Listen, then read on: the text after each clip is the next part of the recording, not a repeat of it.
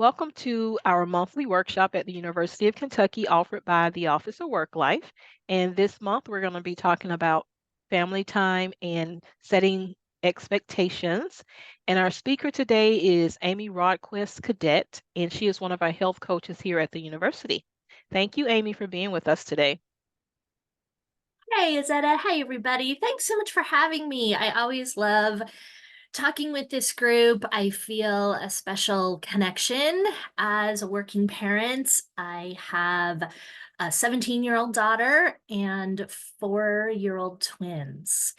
And so I know the fullness, as we often say at our house, the tornado-like feeling of trying to do good work and show up in the way that you want to as a parent and show up for your life and not miss it and also not feel like you're losing your mind. And so I don't know about you, I got a little bit of trepidation going into summer. Anybody else feeling a little nervous about what is to come? Maybe drop in the chat anything you're feeling nervous about with kind of work and balance and family and summer. Anybody got some summer jitters? Of course, summer's great, right? You've got a little bit more freedom and flexibility and no homework and no, bedtimes are a little bit more free. But then there's also all the camps and the unstructuredness that can be tricky. Anybody feeling some trickiness?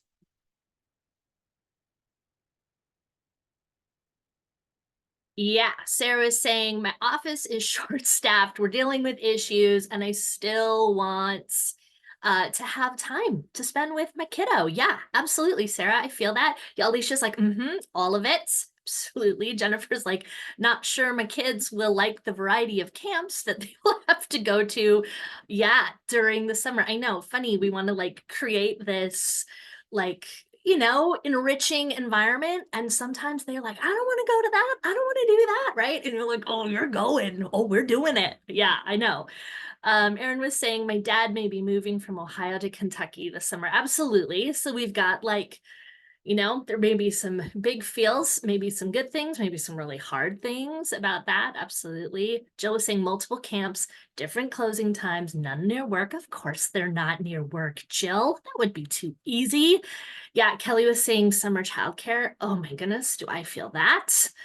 Yeah, there is a lot. There is a lot.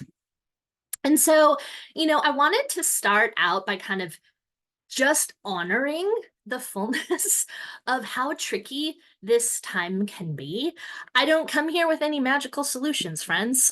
We can be done now. If you were looking for magic solutions for managing family time and expectations, I have none. But I do have something that I have found helpful for me personally and professionally. As Azetta mentioned, I am a health coach here with UK Health and Wellness. A big thing that I work with are, employees that feel overwhelmed, disconnected, feeling like they're spinning in a million miles a minute, right? So a lot of us here. And one thing that I use a lot is as an anchor are values.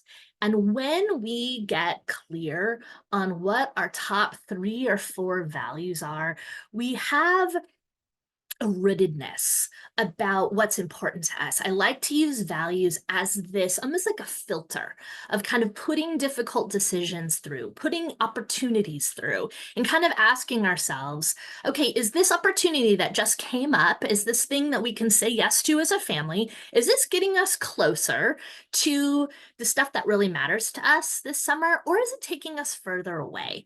And so today I would really like to think about summer and what are the values that are important to you all as you kind of make plans for summer, as you ground into what really matters. So I'm going to invite you to get a piece of paper and a pen. If you don't have it, that's okay. You can use a notes app. You can text yourself. All of that totally works. And we are going to kind of just do a real fast down and dirty dive into values. of kind of figuring out what are the top values for you and your crew. And I realize you're going to need to make maybe some leaps and some assumptions here. Ideally, it would be kind of cool to do this exercise with them, depending on their ages. Your toddler's probably not going to have a lot of opinions on what their values are. Your teenagers probably will. But right now, let's just kind of go with the values that are kind of leading you this summer. Okay, so we're going to start out by writing down for yourself what drives you nuts, what things, what people, what actions just grate under your skin. We are not sharing this, so feel free to be really, really honest. Maybe it's bad drivers. Maybe it's people who, overpromise and underdeliver, right? Who aren't in integrity, who are late, whatever it is. Go ahead and just spend a few moments thinking about what drives you absolutely nuts. Maybe a few minutes or a few moments here.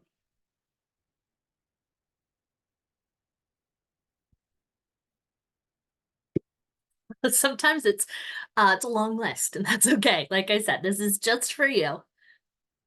All of these things kind of help us to get underneath what's really important. Okay, so on the flip side of what drives you absolutely nuts, I'm going to invite you to think about what makes you and your crew come alive. What are the things? What are the people? What are the actions that make you feel a sense of connection, wholeness, aliveness, joy? Just really feeling like you're in the zone. What makes you come alive?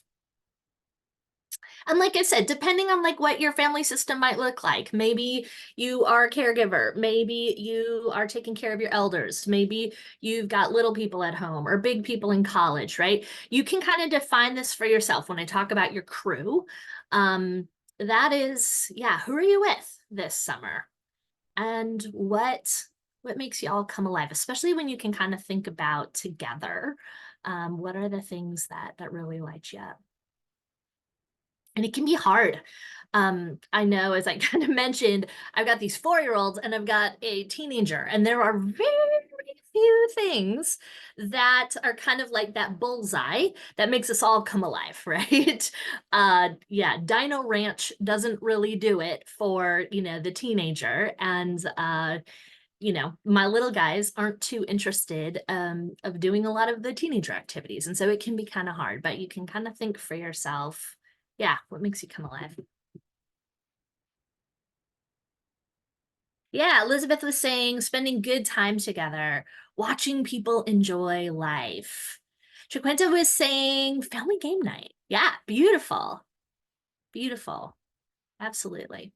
Okay, so let's talk a little bit about a peak family experience. So think for a minute, what is an experience that pointed you towards deep satisfaction?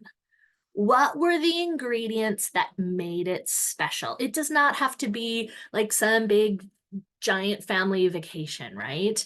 When I was thinking about this last summer, my husband's birthday is in August, and we have a pontoon. We live in Minnesota, actually, and he really wanted to go out on the lake. And so we packed a picnic dinner, and my teenager agreed to come along, and the twins were there.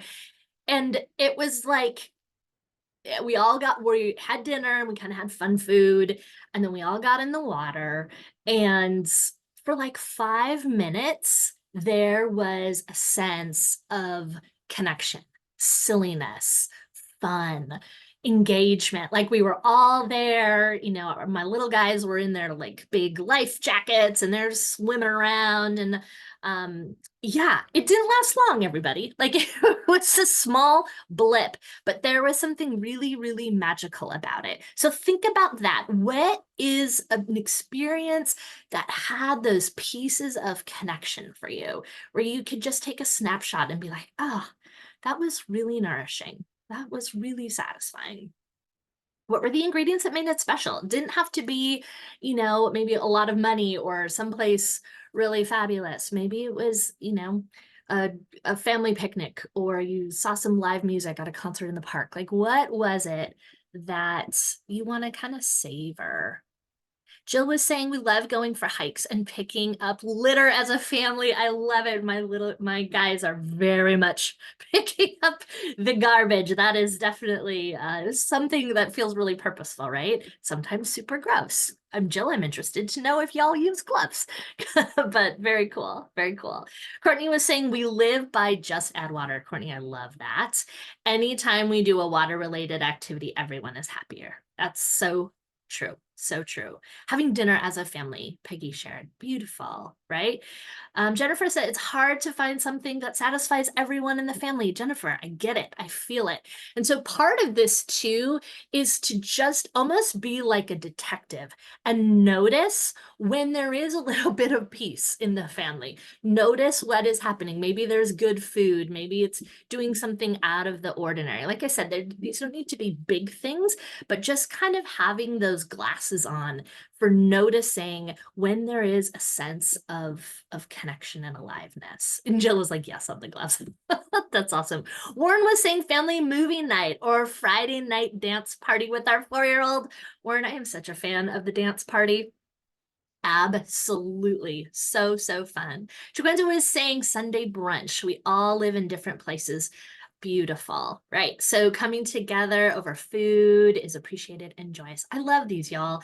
The things that this have to have that's like a connector is that there's full of intention here, right? These are all very different activities, but it's this idea of like, how do we be intentional about creating these moments that matter? So let's put some of this down. I'm going to invite us, and this is not the most ideal venue for doing this, but let's just work with what we got here, everybody. So I'm going to invite you to peruse this list. Ask yourself kind of these questions of choosing these top 10 values, right? So when I say values, what I'm talking about here are what are beliefs that are most important to you and your crew. And like I said, you might have to make some assumptions here. If nothing else, do it for yourself, right? So when you think about you and your crew, what are the beliefs that are most important to you? Which of these values help you to find your way in the dark when things are hard, when you are in a place of struggle? Which of these values really do you hold on to and feel purposeful about? Which of these values, fill you with a sense of purpose and connection? So read through them. I'm going to invite you to pick your top 10, and I'm going to give us some time here, probably 3 or 4 minutes to go through, see if you can whittle it down to 10. We're going to whittle it down more in a moment, but use those little kind of queries as a way to kind of get a sense of what are your top values here. And there's no one value better than another, right? They're all important. So see if you can come up with your top 10.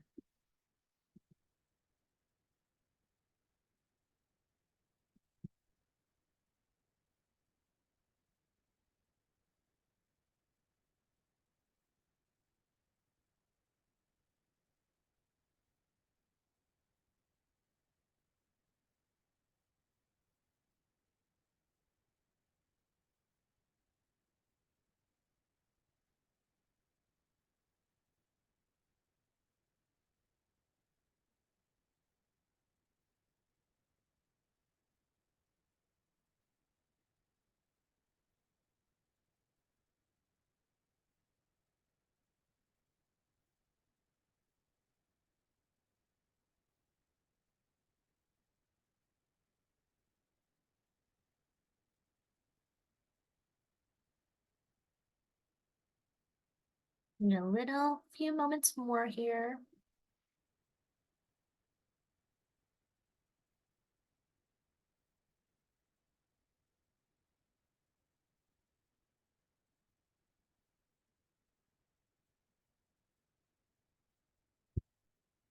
Everybody got a good chunk.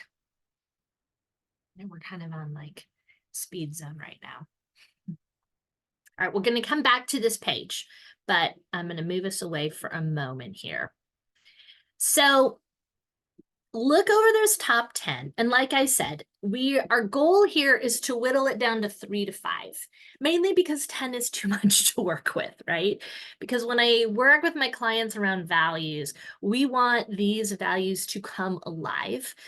We want them to be at the forefront of how you make decisions and to have a real strong sense of what they are. And 10 is just too cumbersome. Right. And so all 10 of those are important, no doubt. But what I'm going to invite you to do is to narrow. And how we're going to do that is to kind of ask ourselves some more questions here. So when you look at your top 10, ask yourself which of these values is most essential to who you are as a family. Which of these values really informs you as to how you want to live?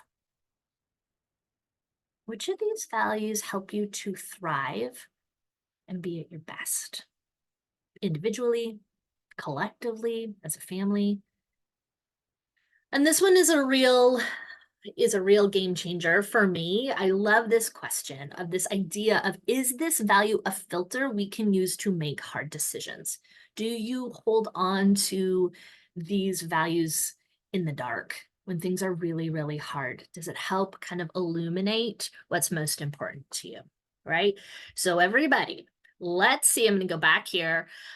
I'm going to invite you to take those 10 and with those kind of questions of what's most important, what are the values that you hold on to in the middle of the dark, right? Which values really get you closer to who you are and who you want to be personally and as a family? See if you can narrow it down to 3 to 5.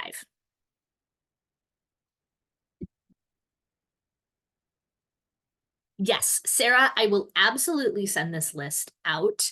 Azetta is going to have this these PowerPoint slide deck, and she will send them out to everybody here, and you can play with this. If you find that you'd like to go deeper into this than the time that we have together today, definitely reach out, make an appointment with me, and we can go deeper. But yeah, I promise you will have this list. Okay, so all right, so Erin's saying humor and fun, number 1, love it. Life is often too serious, right? Well, and I think there is something kind of magical that like in your family, fun matters. Humor, that this kind of levity, bringing the sense of joy and fun, yeah, is something that pulls your family together. All right, so give you a few more moments coming up with those 3 to 5. I'd love to hear them too. Give me your top 3 if you want. What values are really, really important to you? You are not committing to this list for the rest of your lives, right? Even just kind of thinking about it this summer. What really is going to be helpful to you this summer? Yeah, Jennifer's saying faith, family, friendship, integrity. Beautiful. I forgot to mention too, this is not an exhaustive list. These are the lists of kind of the top values that could fit on the paper. So if you find like, oh, I feel like there's 1 or 2 that are missing, add it, right? This isn't exhaustive by any means. Jill is saying humor at the top of the list for sure, followed by nature, learning, creativity. Beautiful, beautiful, beautiful. Jill, we share a few here. I did this for us too. The top ones for my family this summer: adventure, harmony, kindness, respect, and nature. Yeah. What else? What else you got? Love to hear if you want to share.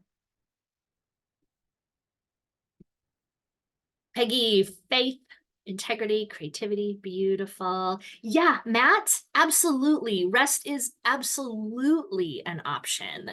I think that's an important one, right? Especially in a culture that prides itself on being productive and achieving and accomplishing. Nothing wrong with that.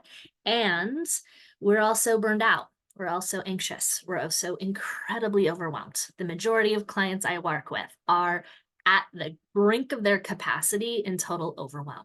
So I could not highlight rest as being more important, right? This idea of how do we teach our kids how to kind of downshift and create intentional rest in our homes and in our worlds. Very cool. Jessica was saying courage, family, faith, adventure, and fun. I love all the adventure on here, y'all. It's great. Very cool. Okay, so what I'm going to invite you to do with this list is look over these top values and ask yourself, how do these values show up in daily decisions you make as a family about how you spend your time and how you spend your energy? Kind of just get a sense of, like, as you're making plans for this summer, as you kind of go through day-to-day life, how are these values showing up or not showing up for what's important to you? I'm gonna invite you to rank them on a scale of 1 to 10. 10 being completely and totally satisfied with how these values are showing up for you, right? So let's say your value is adventure, right? How do you rank adventure? How is it showing up for you in the decisions you make, how you spend your time and energy on them on a scale of 1 to 10, 1 being really dissatisfied? Just, you couldn't be further from the priority, right? As a family, it is low on the list. You're really unsatisfied with how adventure is showing up. 10 being completely and totally satisfied. It is there, it is present, you are clinging to it as you move through your day. And like I said, this is not about like you criticizing or feeling bad if maybe adventure is only a 3 on the list. What this does is it gives you information. What we know is that values are important. You're getting clarity on what is important for you and your family, and how can we prioritize it so that adventure, or whatever the value is that you want more of, how can you live from a place of that value more? So that's what we're going to play with here. So rank those values 1 to 10.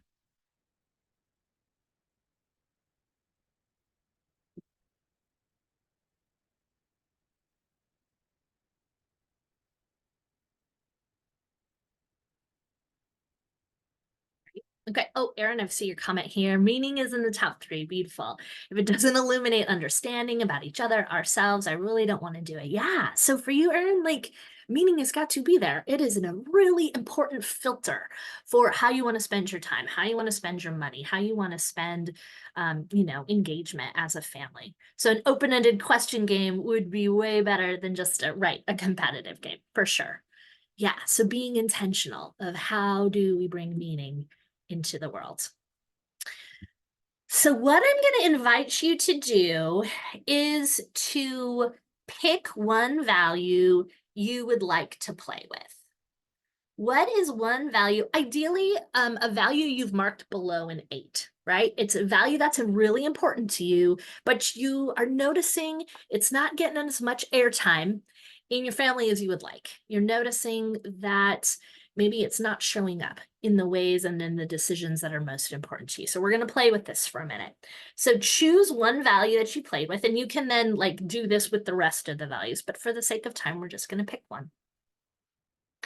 And what I'm going to invite you to do, so we've been talking about adventure, so let's just stick with adventure, right? What is one tangible behavior you can do to bring more of this value into your life? And I hear from folks a lot when I'm working with them as a coaching client is when I ask them about a behavior, they tell me more about a goal that they have, right? They tell me about an aspiration. So for instance, if I say, what is one thing that you want to do to increase your well-being? They'll tell me things like, oh, I want to sleep more, or I want to meditate more, or I want to, drink more water. Okay, those are aspirations. Those are great. But what we know and what the research points out is we need behaviors. We need actionable things that you can measure. So this idea of like, instead of I want to go to bed earlier or I want to get more sleep, a behavior is about, okay, I am going to set a bedtime for myself. I'm going to be in bed by 10:30 on a work night, right? I'm going to set an alarm and start my bedtime routine 45 minutes before I want my head on the pillow. These are behaviors. These are actionable items. So when you think about what is a tangible behavior you can do to bring more of your value into life, right? And I like to invite folks to think about this on a daily, weekly, and monthly basis, right? What are small, tangible things that you could do? So if your value is adventure, what might it look like to bring adventure into life on a daily basis, right? What might it look like to bring adventure into life on a weekly basis? What's a bigger activity? What might it look like to bring it into your world on a monthly basis? So I'm going to just give you a little time to think about this, picking that one value that's below an 8. Think about small, medium, and larger behaviors that could bring more of this value to life. Some of y'all are already doing these things, right?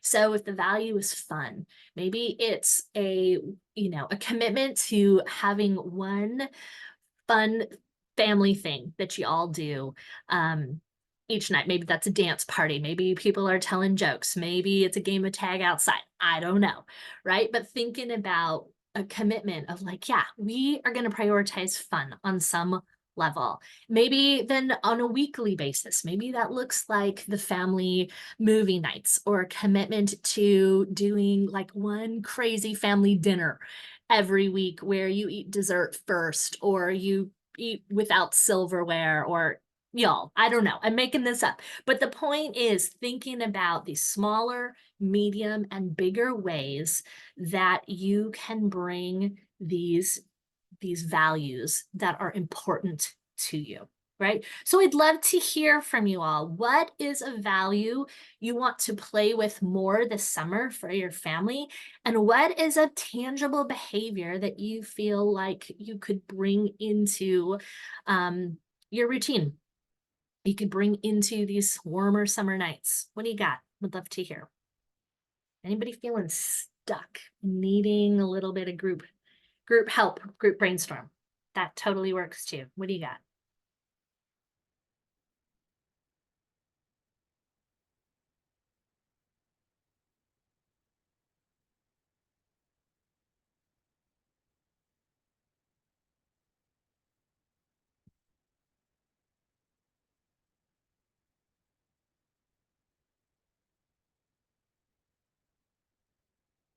Anybody have a value they want to share? An intangible behavior they're going to put underneath it.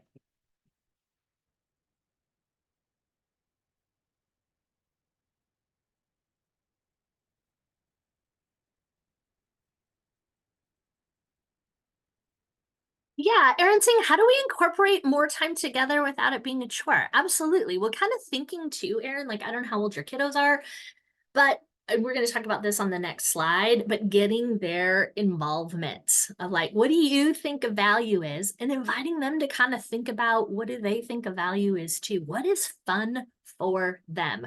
So for instance, like I said, our daughter is 17 and we invite her to get involved with stuff, right? So we'll like pick a restaurant and we'll tell her like, okay, hey, pick a restaurant. We're going to go out to dinner. You pick it. And kind of here's like what the budget might look like. What would be fun. We did that on our family vacation last year too, of like what activities you research. Here's where we're going. Pick one excursion that you think you would really enjoy to do. The more like connection that we can bring them along with where they feel like they have some agency, they've got some autonomy, some power, it goes a long way in getting them to want to do it for sure, instead of just like, hey, we're going to do this, come on along. Jill was saying, I would love to have time to go for walks after dinner each night. Yeah, so Jill, kind of thinking about how can you make that a possibility, even if it's not a big walk, right? Like part of these things are how can we not add more pressure, more stressors on ourselves? And so if the priority is nature or family togetherness or whatever those values are for you, how can you even, you know, carve out 15 minutes? What might that look like? Getting the kids involved with picking up pine cones or looking at ants or whatever. How can you make this as fun and as engaging, not just for them, but for you too? Jennifer was saying, I think to achieve more harmony, letting the kids make the menu for the week. So we're at least not arguing about food. Yeah. Or even saying, like, hey, you're in charge of picking out, one meal, or like, I don't know, Jennifer, how old your kiddos are. Right. Of course, within reason. But this idea of like, how do we pull them in? How do we take what we see as a spark? What do they like to do? What's interesting and engaging for them? Because as any of you who have teenagers know, like there comes a point where they don't really want to hang out very much with you, right? They want to be with their friends. So what do you do to draw them back in? And that's really meeting them where they're at. So kind of thinking about, yeah, how do we connect with things that are what's going to be a win for as many people in the family as possible? Social scientists, researchers call it synchronistic satisfiers. This idea of how do we check as many boxes with one activity as possible, right?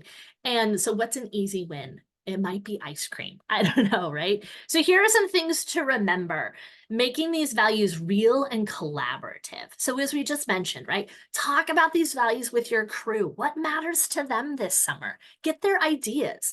Kind of think about what if, is there one or two things that you really want to make sure you get to do this summer? What are they? How do these values show up in the real world, right? So spotlight it when you see it going well with your kids. So if they are, if maybe nature is something that is really important to them or to your family, right? When they're out doing something in the natural world and they're enjoying it, call it out, kind of honor it, savor it. Maybe they're doing a nice job, taking on a new skill, being brave, being courageous, trying something new that maybe they're nervous about, right? Call that out, spotlight it. For us, we have a chalkboard in our kitchen. And so that's a great place for us to write down what are the values that you are going to hold up this summer as important to you. Put them in places that everybody can see. Put them up on the refrigerator, right? Get them involved and create some engagement around it. Plan for margin and slippery spots, right? If you notice resentment building in yourself or others, this is a really important thing to notice. We can try to pack a lot into summer, right? A lot of times between camps and vacations and the evening things that we try to do, we have very little margin, which can make us crabby, which can make our kids overwhelmed, right? They can feel the pressure too. So, what might it look like to take things off the calendar a bit this summer, right? Pay attention to that inner volcano growing inside of you. If you're finding that you're feeling overwhelmed, if you're finding you're saying yes to things that you really want to say no to, pay attention to that. Reach out to myself or Jackie. We are the health coaches here at UK Health and Wellness. We've got some amazing UK work-life therapists where you can have 5 free therapy sessions every fiscal year, right? So starting July 1, you get 5 new ones. So this idea of kind of like, if you're noticing that internal struggle, definitely reach out and get some support. Thinking for yourself about what are the reset buttons that you're going to need for yourself this summer. Setting those boundaries, saying no, creating realistic expectations, thinking for yourself of like, what do you want? What do you need? And what is really possible? And this idea of building ritual and meaning into everyday life, right? So I will send this to Azetta as well. It is one of my favorite kind of happiness hacks, kind of your biggest bang for your buck. It comes from the research of Dr. Martin Seligman. It's a gratitude practice called 3 Good Things. It is a great way to engage your kids. I like to do this before bedtime, but essentially it works with that negativity bias in our brain, right? Neuroscientists research suggests that difficult and painful experiences stick to our brain like Velcro, and joyful, happy experiences slide off like Teflon, right? Because as we were running from the saber-toothed tigers, as our brains have grown and evolved, we and need those difficult experiences to keep us safe. And the positive ones, we don't necessarily, our brain doesn't hang on to. And so this gratitude practices help to create a new neural pathway in the brain to actually help our bodies and our brains hang on to the good. So essentially, it's just writing down 3 good things that happen throughout the day, and then going back at the end of the week and reading through them again. And there's some really, really interesting research that suggests our brain begins to change after the first week. People experience an increase of well-being after the first week, after the first month, and then after 6 months. Folks that make this a practice find that their well-being indicators were raised 9 points. So definitely something to think about. How can you create some of these intentional experiences with you and your kids? So gratitude practice is a kind of an easy one to begin with. And like I said, I'll pass that along to Izetta. Thinking about meals and family time. I know a lot of you already mentioned this, right? Maybe it is weekly ice cream that everybody can get excited about, or going out for boba, or whatever that is. High schoolers, teenagers, they love themselves some boba, some coffee shops. Like, what is it going to take to kind of create a sense of connection with them? Family fun days, autonomy and choice for big kids. We talked about this a little bit already, but how can you invite some of those bigger kids to engage? What are they excited about? What can they be in charge of that are going to make them feel a little bit more engaged? All right, and last but not least, I'm going to just throw this in at the very end. This is a way bigger conversation, but I thought it felt like it might be important for summer. The difference between a request, a boundary, or an ultimatum, right?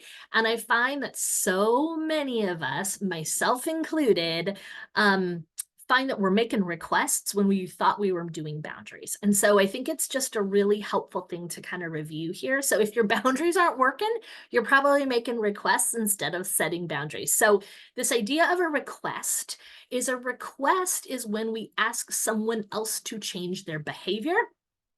They may or may not do so, right? For this reasons, requests are fundamentally unenforceable. The outcome is out of our control, versus a boundary is making it clear what our actions will be. So for this reason, our boundaries are fundamentally enforceable, right? These are the things that we say we are going to do. So an example of this real recently from our house is the contributions my teenager is in charge of. 2 of them are recycling and garbage. And I was fine. We've asked her to bring them out twice a week, Wednesdays and Sunday nights. And it was just like pulling teeth. Y'all know what I'm talking about, right? I'm just like, okay, garbage needs to go out. Hello, garbage, garbage. Can you make sure to bring the garbage out? And it was like, if I have to ask for garbage to go out one more time, I'm going to scream, right? And I wanted her to notice when the garbage was full. I wanted her to be like in charge of it. It wasn't working. And I was like, okay. So I was like, what is a boundary that I can set? So essentially, because I was just making requests, right? So it came up with, I was like, hey, 11:59 p.m. on Wednesdays and Sundays, the garbage and recycling need to go out to the curb on the bins. If they don't, I'm not going to remind you, but I'm going to take $5 out of we have a shared we have access to her, checking account, and I'm going to just take that as my fee, and then I will do that. And she's like, Mom, that's not fair. you can't take it out. I was like, listen, I haven't taken any money out. It is up to you. If you would like to pay me to do your job, I will gladly do that. Take myself out for a little coffee on you. Thank you very much. So this was about 3 months ago or so. Ladies and gentlemen, she has not missed one Wednesday or Sunday evening, right?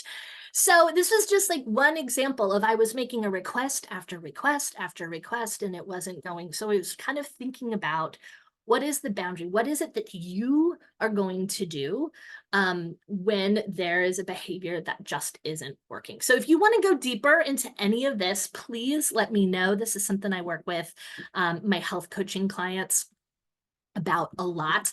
And essentially an ultimatum is usually there's a lot of threats, a lot of screaming, a lot of big emotions. Ultimatums really usually focus on other people's behavior. Sometimes there's door slamming, right? Ultimatums very rarely, they don't work, certainly for the long term. So kind of thinking about what is a boundary? What can you do? What is your action that you can take around a behavior that isn't working? So, all right, everybody, we are at time. Just want to open it up to any questions. And like I said, if you would like to reach out and talk anything more about anything we've chatted about today, would be happy to do that. I'll send my contact information as well as these slides and that piece around gratitude with Azetta, and she can send that out.